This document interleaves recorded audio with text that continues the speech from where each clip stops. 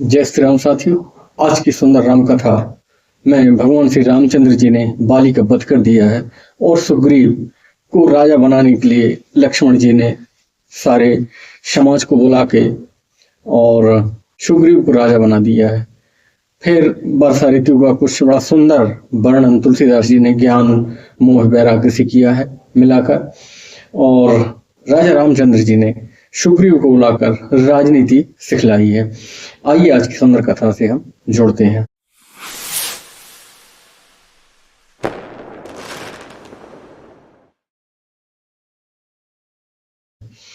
लक्ष्मण तुरत बुलाए पुरजन विप्र समाज, राजु दीन सुग्रीव कहे अंगद कहे जो विराज।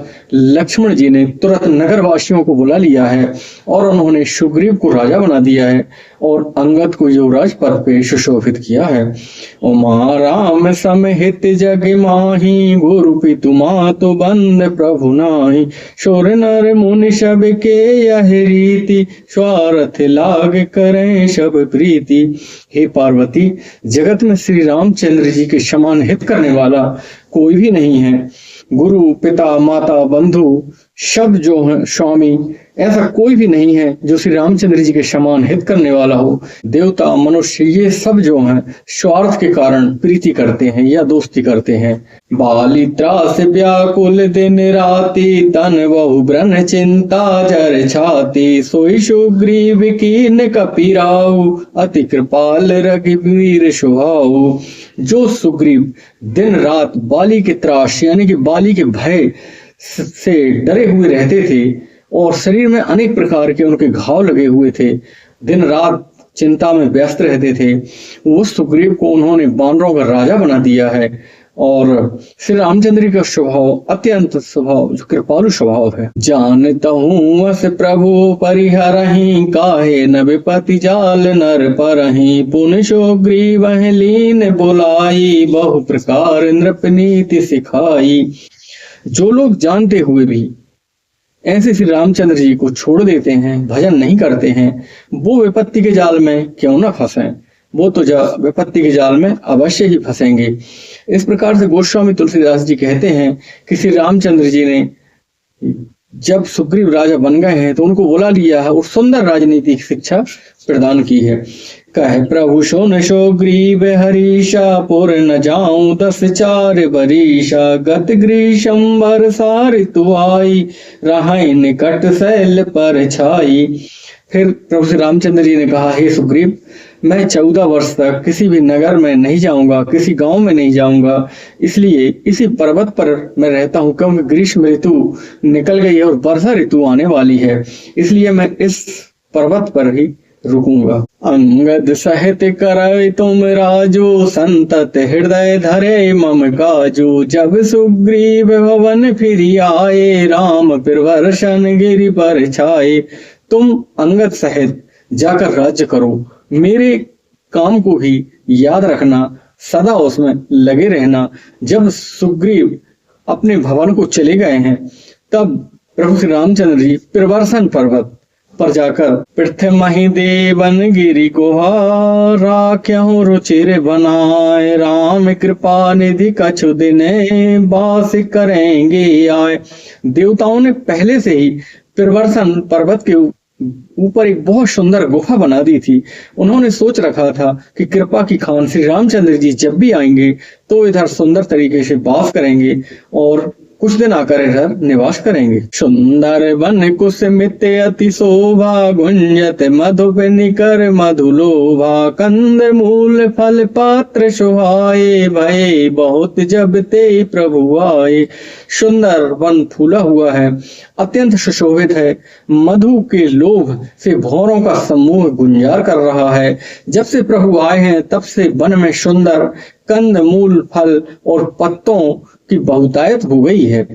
देख मनोहर शैल अनूपा, रहित हैं अनुज सहित सिर भूपा। मधुकर खग मृग तनु धरि देवा, करहि सिद्ध मुनि प्रभु के सेवा। मनोहर और अनुपम पर्वत को देखकर देवताओं के सम्राट श्री राम जी छोटे भाई लक्ष्मण जी सहित उस पर्वत पर रहने लगे हैं। देवता, सिद्ध, मुनि, भौरों और पक्षियों और पशुओं का रूप ले लेकर प्रभु की सेवा में लग गए हैं।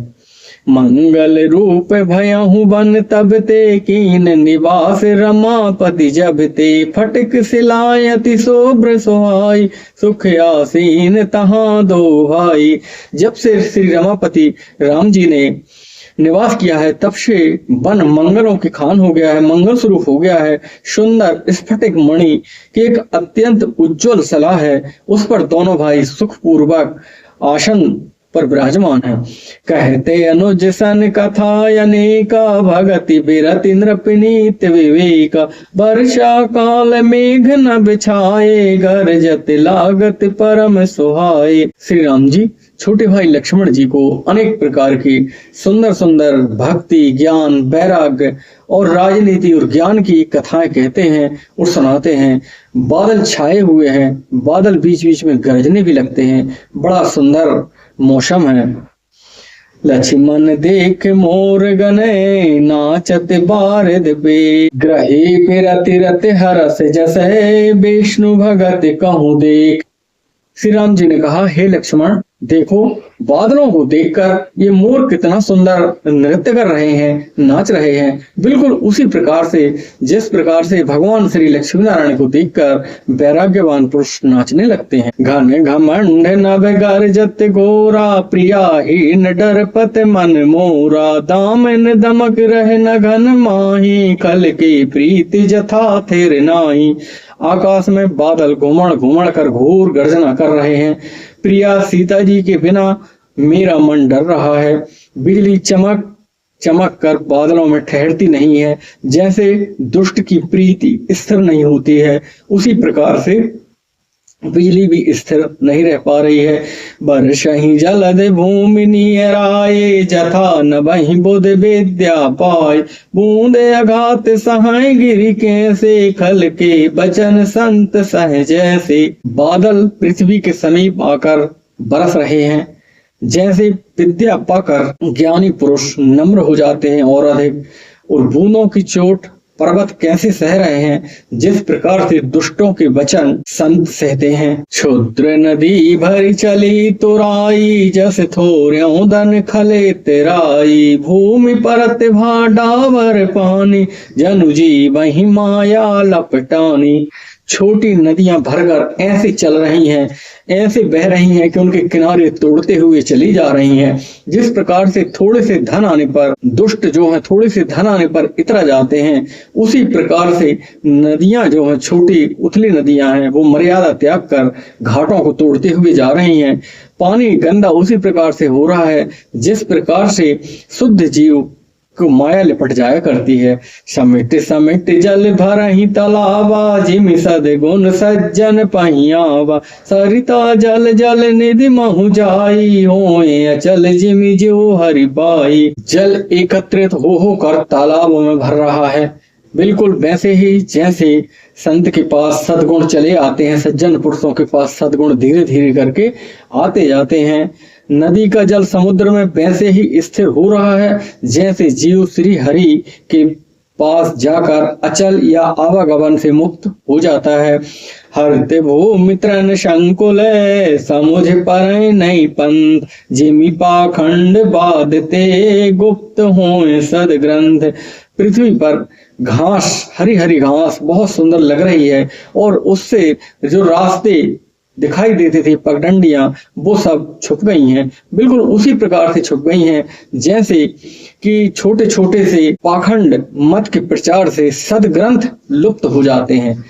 अनेक प्रकार के मत जो पाखंडी लोग अब फैलाते हैं, उनके कारण हमारे सदग्रंथ बीच बीच में लुप्त हो जाया करते हैं। दादोर धुनि चाहूं दिसे सोहाई वेद पढ़े जनु बट समुदाय नौ पल्लव भय बिटपे अनेका साधक मन जस मिले विवेका। चारों दिशाओं में बहुत अधिक मेंढक बोल रहे हैं।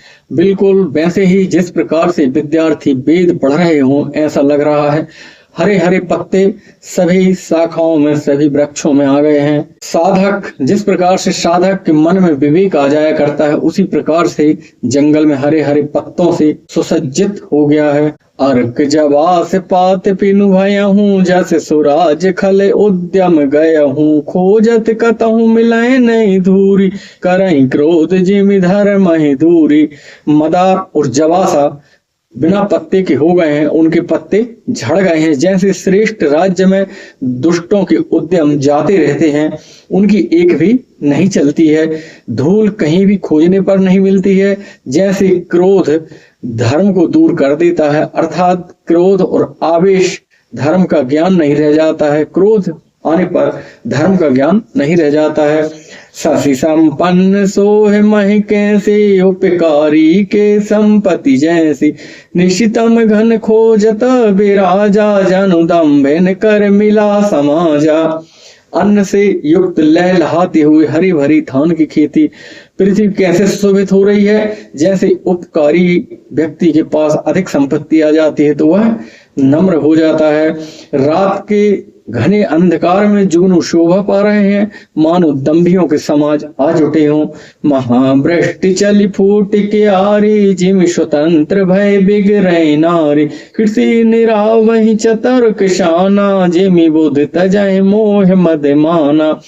भारी वर्षा से धान की क्यारियां फूट रही हैं, बिल्कुल उसी प्रकार से जिस प्रकार से ये स्त्रियां स्वतंत्र होने पर बिगड़ जाया करती हैं। चतुर किसान खेतों को निरा रहे हैं, यानी उससे जो घास पात निकल आए हैं उनको निकाल कर अलग कर रहे हैं। जैसे विद्वान लोग मोह मद और मान का त्याग करते हैं, उसी प्रकार से किसान खेतों की निदाई कर रहे हैं। देखियत चक्रवाक खग नाही, कलहि पाए जिमि धर्म पराही। ऊसर बरसहि तृण नहीं जामा, जिमि हरिजन ही उपजे न कामा। चक्रवाक पक्षी दिखाई नहीं दे रहे हैं, जैसे कलयुग पाकर धर्म भाग जाया करता है। ऊसर जमीन जो होती है, वर्षा ऋतु होने पर भी उसमें हरे घास या हरे पेड़ पौधे कुछ भी नहीं उगते हैं। बिल्कुल वैसे ही जैसे हरि भक्त के हृदय में काम कभी उत्पन्न नहीं हो सकता है। विविध जंतु संकल मही भ्राजा, प्रजा बाढ़ जिमि पाए सुराजा। जहाँ तहाँ रहे पथिक थकी नाना, जिमि इंद्रिय गण उपजे ज्ञाना। पृथ्वी अनेक तरह के जीवों से भरी हुई सुंदर शोभायमान हो रही है। जैसे स्वराज्य पाकर प्रजा की वृद्धि होती है, जहां तहां अनेक पथिक थक कर ठहरे हुए हैं। जैसे ज्ञान उत्पन्न होने पर इंद्रियां शिथिल होकर विषयों का जाना छोड़ देती हैं, जैसी ज्ञान उत्पन्न होने पर इंद्रियां शिथिल हो जाया करती हैं, यानी कि विषयों की ओर जाना छोड़ देती हैं। कबहु प्रबल बहु मारुते, जह तह मेघ बिलाय। जिमि कुपूत के उपजे, कुल सा धर्म नशाय। कभी कभी वायु बड़ी जोर से चलती है, जिसके कारण से मेघ दूर हो जाते हैं, बादल छट जाते हैं। उसी प्रकार से जिस प्रकार से कपूत के जन्म से कुल नष्ट हो जाया करता है, उसी प्रकार से मेघ भी अलग होते जा रहे हैं। कबहु दिव्य से माहु निमिड़ तमय, कबे हो के प्रगट पतंग। बिन से उपजय ज्ञान जिमि पाए कुसंग सुसंग। कभी कभी बादलों के कारण दिन में अंधकार हो जाता है, रात के जैसा माहौल बन जाता है। कभी कभी सूर्य प्रकट हो जाता है, जैसे कुसंग पाकर ज्ञान नष्ट हो जाता है और सुसंग पाकर ज्ञान फिर से उत्पन्न हो जाता है। साथियों, आज की सुंदर राम कथा का सार सिर्फ यही है कि भगवान श्री रामचंद्र जी को किसी भी परिस्थिति में भूलना नहीं चाहिए हमको। चाहे परिस्थितियां अच्छी हों या बुरी हों, परिस्थितियां ऊपर नीचे होती रहती हैं, उनसे घबराकर कभी भी व्यक्ति को भगवान को नहीं भुलाना चाहिए। आज की कथा यहाँ पर समाप्त होती है। आपसे लेता हूँ विदा। जय जय श्री राम।